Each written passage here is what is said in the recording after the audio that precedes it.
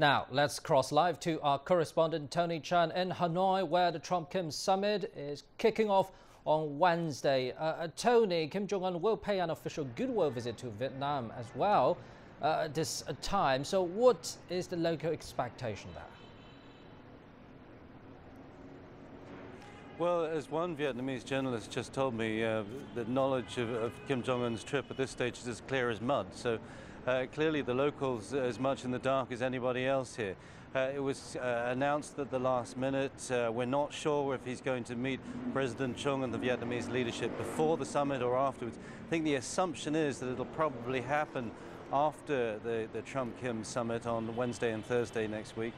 And we don't know exactly what the itinerary is going to be, but as you mentioned before, there is an expectation that they may visit some industrial sites, possibly some areas of tourist interest.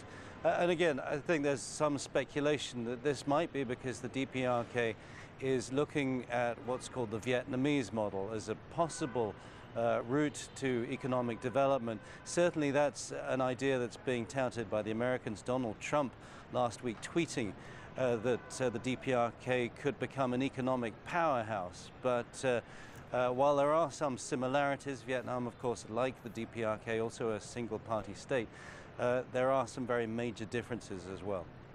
And Tony, now the DPRK leader is on his way to Hanoi. And how's the preparation going in Vietnam? Well, I don't know how much you can see behind me. We're outside the media center at the moment. This has been a site of fairly frantic activity for the last couple of days. Most of the exterior work's been done. There are flags up all over the city with DPRK, the Stars and Stripes, the Vietnamese flag in the middle, a lot of banners up saying Hanoi, City of Peace. So much is being made of the preparations. I have to say that the locals seem slightly nonplussed.